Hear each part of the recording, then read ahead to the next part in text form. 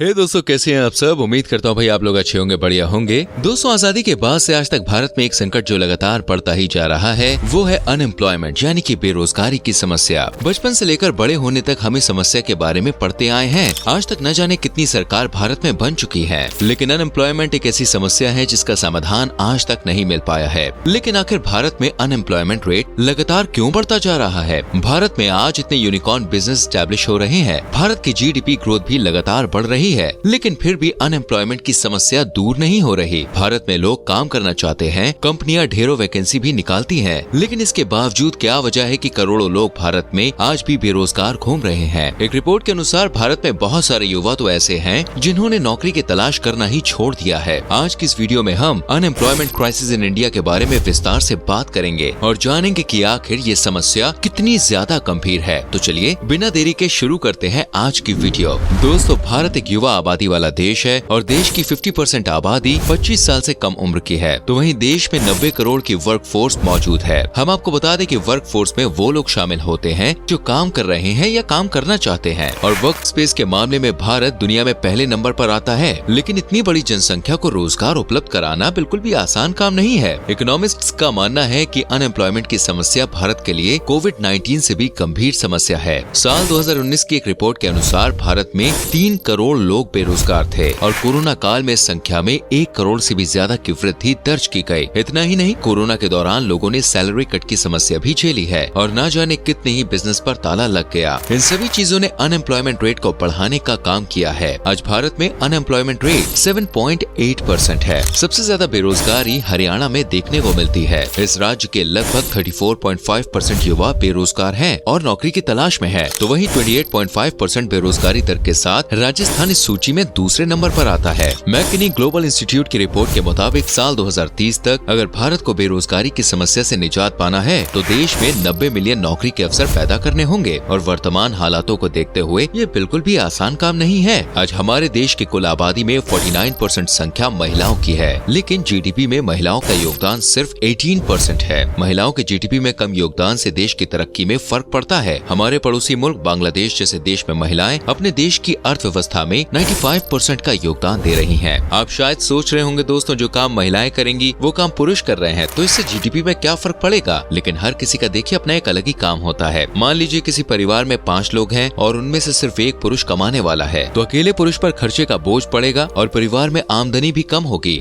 लेकिन साथ में अगर घर की एक महिला भी काम करना शुरू कर देगी तो परिवार में आमदनी बढ़ेगी, रहन सहन लाइफस्टाइल से लेकर हर चीज बेहतर होगी। ठीक इसी प्रकार एक देश का हाल है। एक देश एक परिवार की तरह है और हमारा भारत देश 140 करोड़ लोगों का परिवार है। ऐसे में सिर्फ काम करने वाले लोगों पर ही पूरे देश की जिम्मेदारी आ जाती है। बेरोजगारी बढ़ने से उन लोगों पर बोझ और ज्यादा बढ़ेगा। दोस्तों, बेरोजगारी कई प्रकार की होती है और इनमें पहली होती है सीजनल अनएम्प्लॉयमेंट, जो ज्यादातर कृषि जैसे क्षेत्रों में देखने को मिलती है। एक फसल की कटाई के बाद अगली फसल लगाने तक कई किसानों के पास करने के लिए कोई काम नहीं रहता। मैन्युफैक्चरिंग सेक्टर में भी सीजनल अनएम्प्लॉयमेंट देखी जाती है। जैसे पटाखों का कारोबार शादी या त्योहारों के सीजन में चलता है और अन्य समय वो लोग खाली रहते हैं। जैकेट और गर्म कपड़ों के कारोबारी गर्मी के मौसम में खाली रहते हैं। दूसरे अनएम्प्लॉयमेंट की बात करें तो वो है स्ट्रक्चरल अनएम्प्लॉयमेंट, यानी मार्केट में नौकरी तो है लेकिन देश के युवाओं के पास वो काम करने का टैलेंट या स्किल्स नहीं है और इसी वजह से वो कंपनी की जरूरतों पर खरा नहीं उतर पाते और नौकरी उनसे छिन जाती है। साइक्लिक अनएम्प्लॉयमेंट यानी एक व्यक्ति के स्थान पर दूसरा व्यक्ति काम करने लगता है। ऐसे में एक समय पर दोनों में से एक व्यक्ति बेरोजगार रहेगा। और चौथा है दोस्तों फाइनेंशियल अनएम्प्लॉयमेंट, यानी एक व्यक्ति के पास हुनर तो है लेकिन उसे अपनी पसंद की नौकरी नहीं मिलती या मनचाहा पैकेज नहीं मिलता। हालांकि इसके अलावा भी कई प्रकार की बेरोजगारी होती है। देखिए, बेरोजगारी की एक प्रमुख समस्या युवाओं में स्किल गैप का होना है। आज हर फील्ड में टेक्नोलॉजी का इस्तेमाल किया जा रहा है, लेकिन हमारे एजुकेशन सिस्टम में कई दशक पहले जो चीज पढ़ाई जाती थी वही चीज आज भी पढ़ाई जा रही है। आज की युवा पीढ़ी को फेसबुक, इंस्टाग्राम और यूट्यूब के जरिए पैसा कैसे कमाए ये सीखने की जरूरत है। डिजिटल मार्केटिंग क्या होता है, SEO क्या होता है, इनके बारे में युवाओं को जानकारी ही नहीं होती। आज स्कूल के समय से ही बच्चों को सोशल मीडिया के बारे में सिखाना चाहिए, क्योंकि ये जमाना ग्लोबलाइजेशन का हिस्सा है और पूरी दुनिया इंटरनेट के माध्यम से ही एक दूसरे से जुड़ी हुई है। लेकिन भारत में टीचर्स और माता पिता दोनों की यही सोच है। अगर बच्चा मोबाइल चलाएगा तो वो बिगड़ जाएगा और उसकी पढ़ाई पर बुरा असर पड़ेगा। इस सोच में बदलाव लाना होगा और लोगों को समझना चाहिए कि ये उनकी पढ़ाई का ही एक हिस्सा है। आजकल मार्केट में किस तरह की जॉब्स की डिमांड है इसके बारे में बच्चों को बताना चाहिए। डॉक्टर्स, इंजीनियर्स और पायलट्स के अलावा हजारों अपॉर्चुनिटीज आज के युवाओं के पास मौजूद है। भारत में बेरोजगारी का क्या आलम है, कुछ और रिपोर्ट से आपको समझाने की की कोशिश करते हैं। दोस्तों, कुछ समय पहले इंडियन रेलवेज ने 90,000 वैकेंसीज निकाली थी और इन 90,000 नौकरियों के लिए 2.8 करोड़ लोगों ने एप्लीकेशन फॉर्म भरा था। यानी इस लिहाज से सिर्फ 0.3 लोगों की ही नौकरी लग पाएगी। सरकार ने करीब 62 प्यून की वैकेंसीज निकाली थी। इस पोस्ट के लिए 93,000 लोगों ने अप्लाई किया था और उससे भी ज्यादा हैरानी करने वाली बात तो ये है कि इनमें से 3,000 से ज्यादा लोगों के पास पीएचडी की डिग्री थी। जी हाँ, एक पीएचडी करने वाला युवा जब चपरासी की नौकरी के लिए अप्लाई करने लगे तो समझ जाइए कि स्थिति कितनी गंभीर है।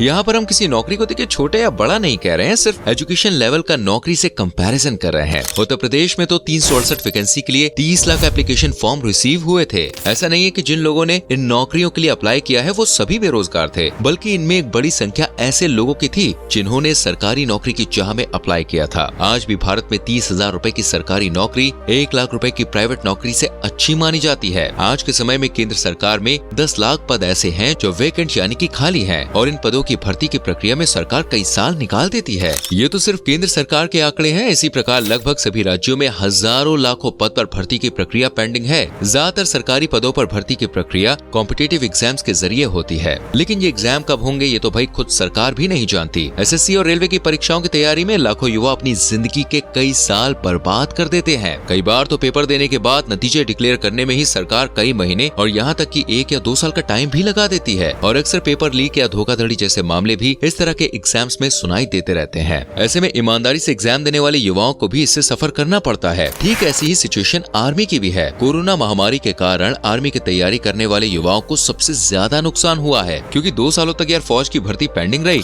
और अब सरकार ने नई अग्निपथ स्कीम लॉन्च की है। ये स्कीम युवाओं के लिए फायदेमंद है या फिर नहीं है, इस पर हमने एक अलग से वीडियो बनाई है जो आप हमारे चैनल पर देख सकते हैं। आज भारत के लोग चीन का बॉयकॉट करने की बात तो करते हैं, लेकिन ये इतना आसान नहीं है दोस्तों। चीन का उत्पादन भारत से 10 गुना ज्यादा है। आज दुनिया के कई देश चीन के ऊपर निर्भर है। एप्पल जैसी कंपनी के ज्यादातर फोन चीन में ही बनाए जा रहे हैं, क्योंकि चीन की लेबर फोर्स काफी स्किल्ड और एफिशिएंट है। वहीं भारत के युवाओं में स्किल्स की भारी कमी देखी जा सकती है। हालांकि सरकार स्किल इंडिया और वोकेशनल कोर्स जैसे कई प्रोग्राम्स के जरिए युवाओं को ट्रेनिंग देने की कोशिश कर रही है, लेकिन इसके बावजूद देश के लाखों करोड़ों युवा ऐसे हैं जिन्हें अपना रिज्यूमे और सीवी बनाना भी ठीक से नहीं आता। अब ऐसे लोगों से किस तरह के काम की उम्मीद की जा सकती है, आप खुद ही सोच कर देखिए। भारत को चीन की तरह एक एक्सपोर्टर कंट्री के रूप में अपनी पहचान बनाने की जरूरत है, क्योंकि भारत जब अपना एक्सपोर्ट बढ़ाएगा तो गुड्स और सर्विस की डिमांड अपने आप बढ़ेगी और उस डिमांड को फुलफिल करने के लिए लेबर और वर्क फोर्स की जरूरत तो होगी ही। ऐसे में युवाओं को रोजगार मिलेगा, देश की अर्थव्यवस्था मजबूत होगी और वैश्विक स्तर पर भारत की अलग पहचान बनेगी। बेरोजगारी सिर्फ एक समस्या नहीं है, बल्कि इसके कारण कई अन्य समस्याओं का जन्म होता है, जिनमें भूखमरी और गरीबी का नंबर सबसे पहले आता है। हालांकि भारत में सरकार कई ऐसी योजनाएं चलाती है जिससे भूखमरी के हालात पैदा नहीं हो पाते। कई प्रकार के भत्तों के जरिए लोगों को पैसा दिया जाता है। कोरोना काल से लेकर अब तक देश के 80 करोड़ लोगों को केंद्र सरकार की ओर से मुफ्त खाद्य सामग्री दी जा रही है, लेकिन इसी समस्या ने लोगों की आदत खराब कर दी है। आज देश की आबादी का एक बड़ा तबका ऐसा सोचने लगा है कि बिना कुछ किए ही उनकी जिंदगी आराम से कट रही है, क्योंकि सरकार हर महीने खाने के लिए सामान और खर्चे के लिए पैसा तो दे रही है। ऐसे में उन्हें काम करने की क्या जरूरत है।